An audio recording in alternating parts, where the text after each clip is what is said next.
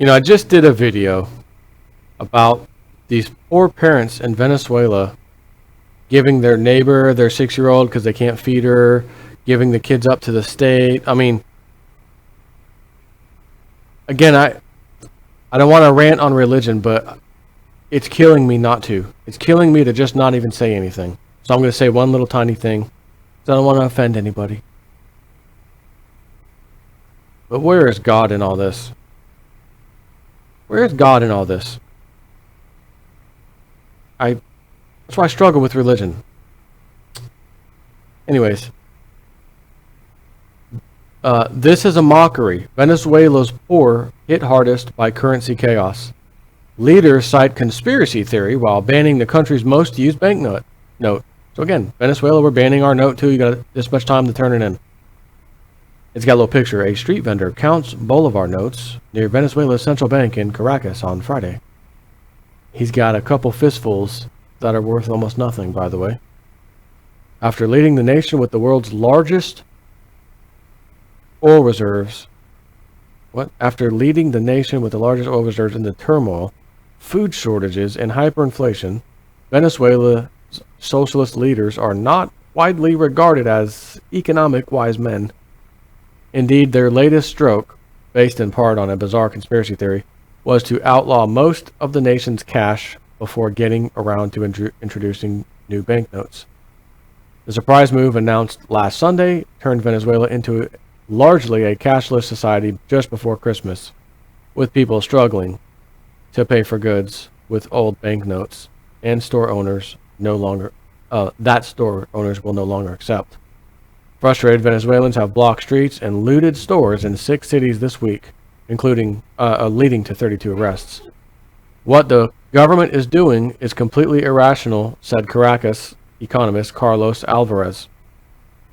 The trouble began when President Nicolas Maduro announced that the 100 Bolivar banknote would be taken out of circulation in an effort to stabilize the economy and disrupt black marketeers, as they're called. That like the three Musketeers? You remember that movie? Three Amigos. We are the Three Amigos. Anyways. Worth about 2 Canadian cents on the black market, the 100 Bolivar bill is Venezuela's highest denomination banknote and makes up about 77% of Venezuela's cash. Paying for almost anything in cash, from a pair of jeans to lunch at McDonald's, requires lugging around thick wads of Bolivars. Another image, a man burns a $100 Bolivar bill during a protest in El Pinal, Venezuela on Friday.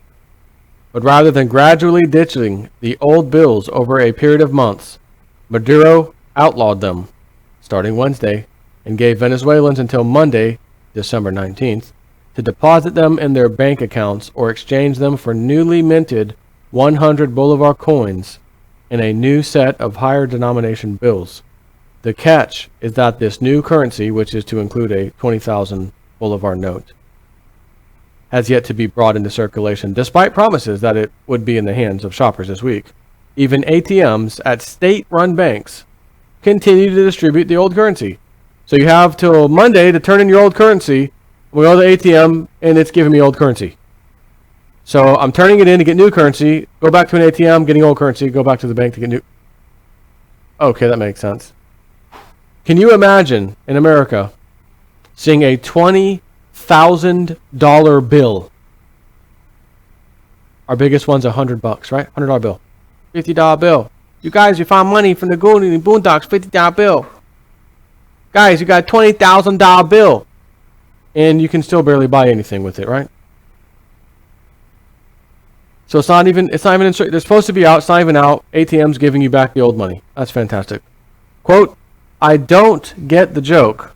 Caracas office worker Yarelis Carrero told the AFP news agency, when you withdraw cash at the ATMs, they give you 100 Bolivar bills. And you can't get the new ones inside the bank. Vast conspiracy, government says. So look, even Even Venezuela's government, fake news, conspiracy, they're on it too. That's fantastic. Even more outlandish is one of the government's explanations for the currency switch. At a news conference Tuesday, Interior Minister Nestor Rivero used charts and photographs to unveil what he called a vast conspiracy involving criminal gangs, foreign NGOs, and the U.S. government. That last one he's probably right about. I'm just going to say. That last one he's probably right about. Just going to throw that out there. He claimed these groups are trying to strangle Venezuela's economy and overthrow its government by hoarding millions of 100 Bolivar bills in warehouses in Poland, Ukraine, and Czech Republic and Germany. Upon the fall of the Maduro government, Rivero claimed the U.S. Treasury Department would pay currency smugglers about $1 for every 100 Bolivar note they had spirited out of the country. So, $1, meaning one of their dollars is worth 100 of our dollars.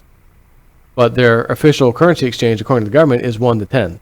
So $1 should really give you 10 US dollars. $1 US should give you 10 bolivars.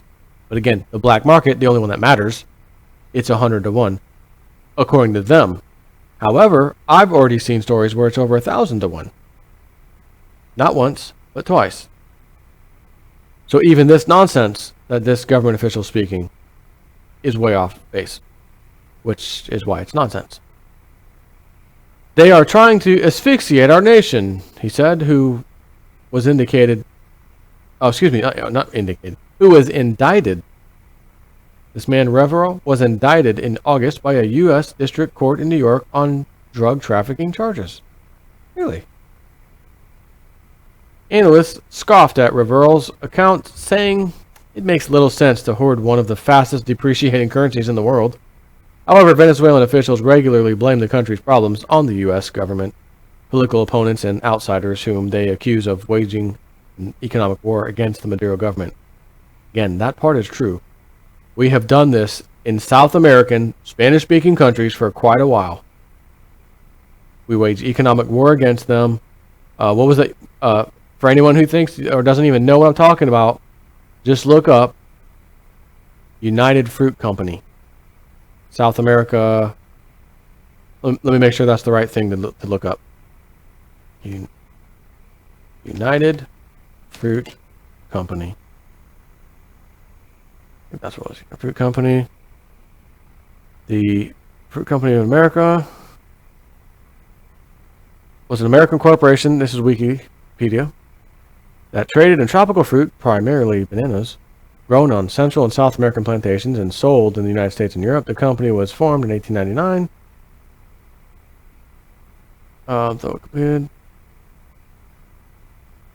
United Fruit had a deep and long-lasting impact on the economic and political development of several Latin American countries.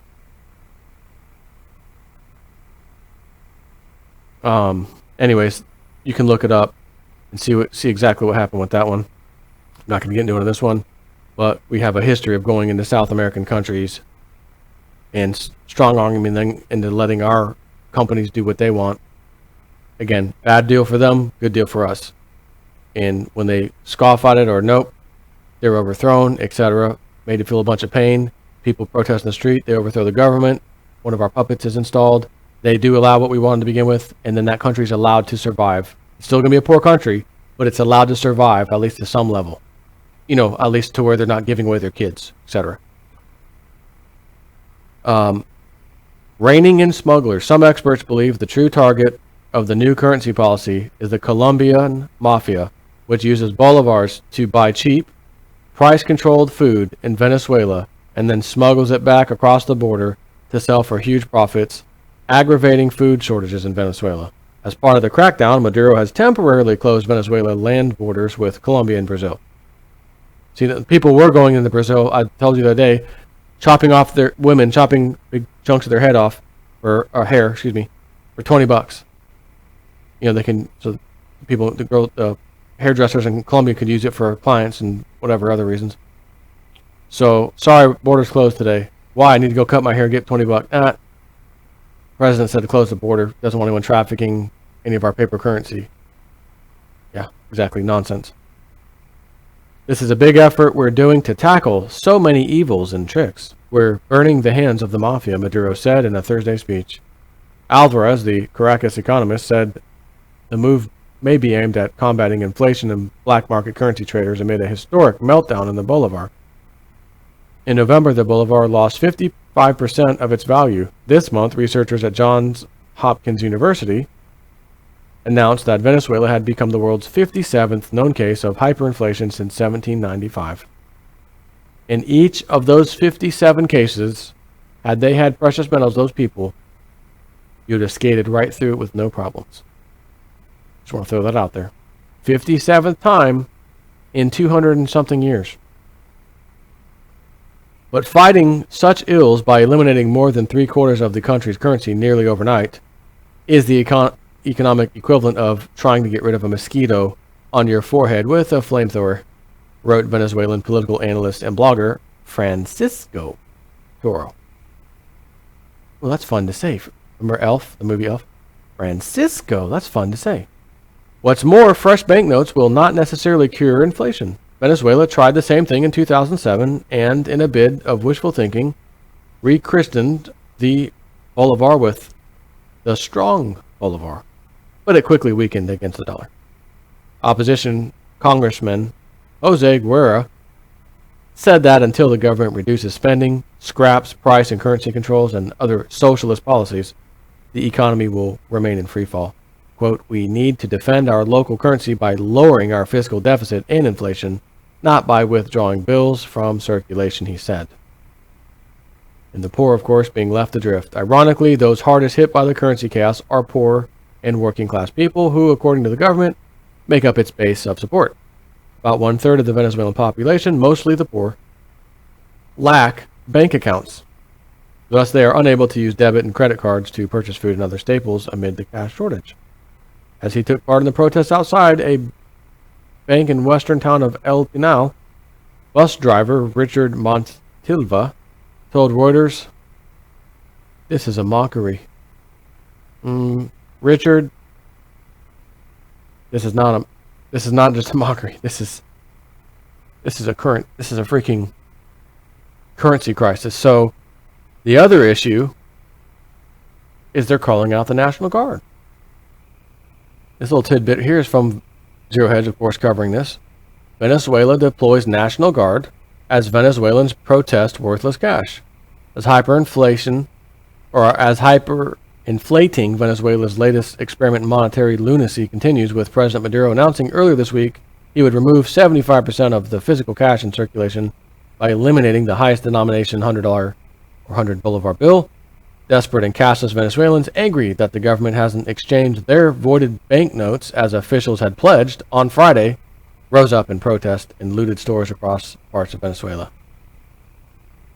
Waving the now worthless 100 bolivar bills, pockets of demonstrators blocked roads, demanded that stores accept the cash, and cursed President Nicolas Maduro in a string of towns and cities around Venezuela, witnesses said.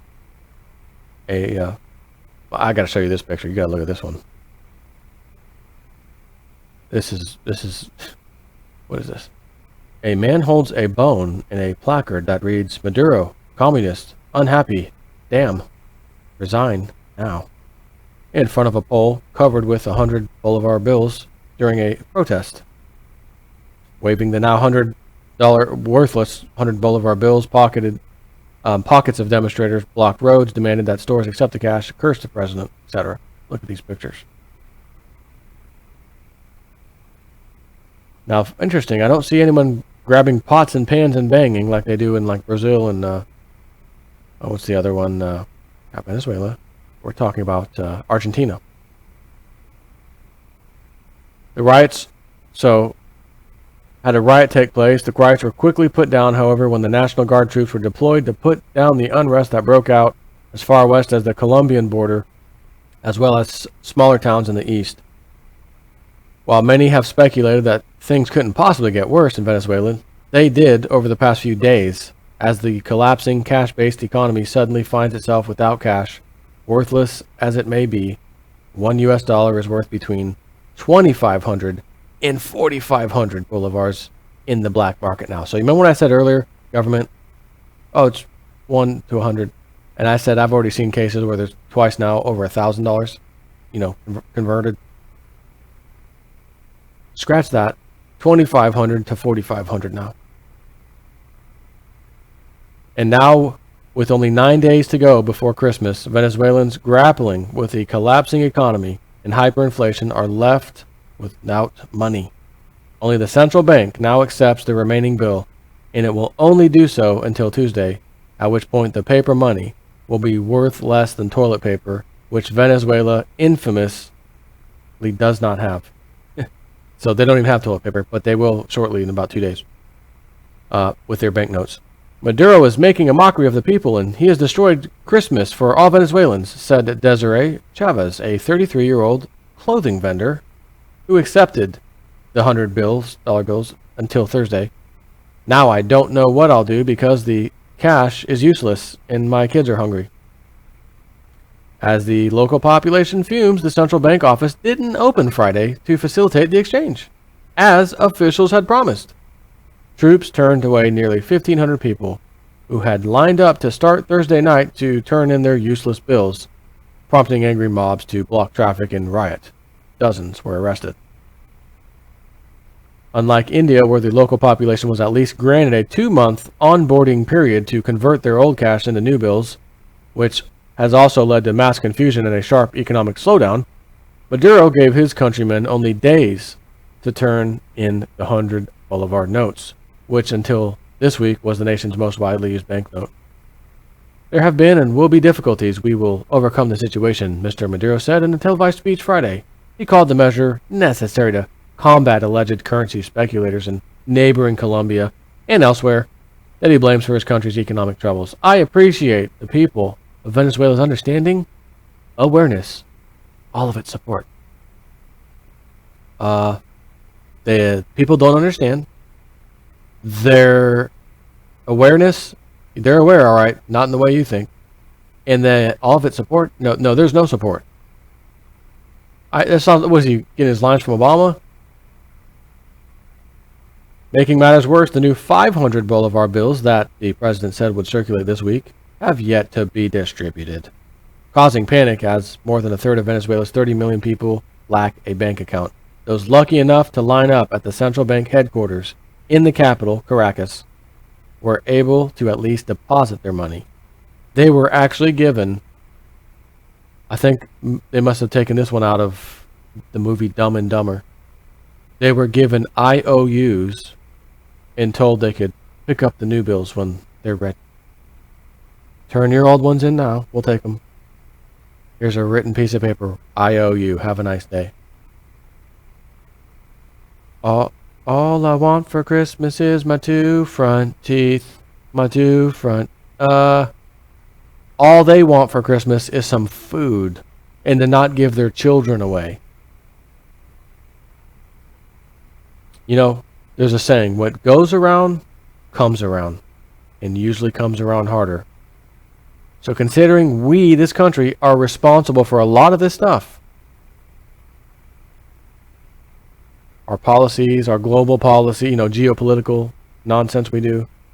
Again, go see United Fruit if you don't know what I'm talking about. Also, go to YouTube, search for Confessions of an Economic Hitman. One of the best interviews you will ever see your entire life if you have not seen it. Confessions of an Economic Hitman. It will blow your mind. Maybe. Then again, your subscriber's mind, it may not blow your mind, but you're going to love it. And then you'll understand why I'm saying we, this country, is responsible for a lot of this stuff. So, that's it. National Guard's not been called out. I don't see Maduro hanging in there for too much longer.